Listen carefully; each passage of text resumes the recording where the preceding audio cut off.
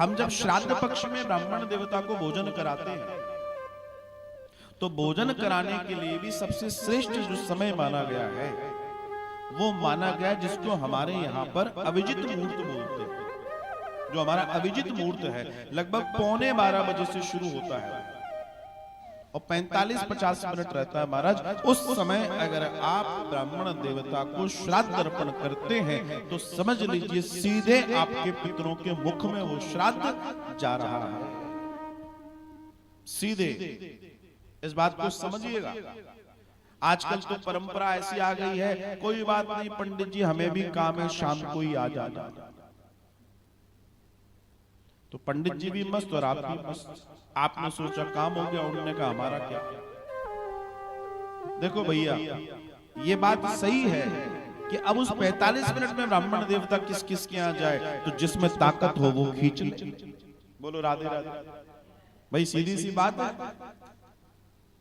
हमारे यहाँ तो दर्शन ये है कि श्राद्ध पर्व में जिस ब्राह्मण देवता को आप भोजन करा रहे हैं कायदे से उसके गृह में, उसके घर पर जाकर स्वयं उसको अपने साथ वाहन में बिठाकर आदि में लाना चाहिए और घर तक छोड़कर आना चाहिए। आपने पंडित जी को बोला हाँ पंडित जी कितने बजे? बोला बोला घर से निकल ही रहा हूँ। काय को निकलने दे रहे हो? निकाल ही लाओ ना, क्योंकि तुम्हारी तरह 25 फोन और भी है। तो जो अपने पितरों से करते हैं प्यार, पंडित जी को लाने से करे न करे इनकार। चले जाए और स्वयं लेकर लाए और फिर उनको पूरी वंदना करके। देखो भैया दरअसल ब्राह्मण देवता कौन है? आप लोग हम लोग अब तो ईमेल के जमाने में आ गए, वरना हम सब ने लाल डिब्बे देखे।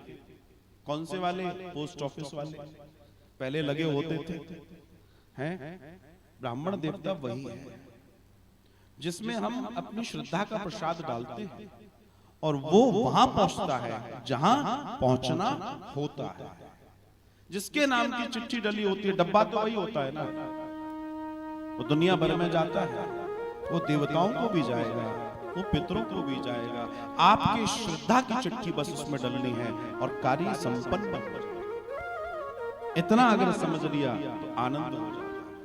दर्शन आता है कि लगभग 12 बजे ठीक माना जाता है। जैसे मैंने आपको बताया किसी सरोवर, नदी या फिर अपने घर पर किया जा सकता है, श्राद्ध किया जा सकता है। परंपरा अनुसार अपने पितरों के आह्वान के लिए भात, काले तिल व घी का मिश्रण करके पिंडदान या तर्पण किया जाता है। इसके पश्चात विष्णु भगवान यमराज की पूजा अर्चना के साथ साथ अपने पितरों की पूजा भी की जाती है। अपनी 3 पीढ़ी पूर्व तक के पूर्वजों की पूजा करने की मान्यता है। आपके माताजी पिताजी, उनके माताजी पिताजी और उनके माताजी पिताजी। ध्यान रखिए ब्राह्मण देवता को भी अगर आप अपने घर में बुला रहे हैं तो 1 ब्राह्मण या 3 ब्राह्मण देवता, 2 नहीं बुलाए जाएंगे। इस बात का भी ध्यान रखें। हर चीज का अपना विधान और दर्शन है। आप अगर उसका पूर्ण पालन करेंगे तो आपको वैसा ही लाभ प्राप्त होने वाला है। दर्शन है कि अपनी 3 पीढ़ी पूर्व तक के पूर्वजों की पूजा करने की मान्यता है। ब्राह्मण देवता को घर पर आमंत्रित कर सम्मान पूर्वक अपने द्वारा पूजा करवाने के उपरांत अपने पूर्वजों के लिए बनाया गया विशेष भोजन समर्पित किया जाता है। फिर आमंत्रित ब्राह्मण देवता को भोजन करवाया जाता है। ब्राह्मण देवता को दक्षिणा, फल, मिष्ठान, वस्त्र आदि को देकर प्रसन्न किया जाता है। वह चरण स्पर्श कर सभी परिवारजन उनसे आशीर्वाद प्राप्त करते हैं। अब यहाँ 2 आशीर्वाद प्राप्त। अब श्राद्ध आरंभ हो गया।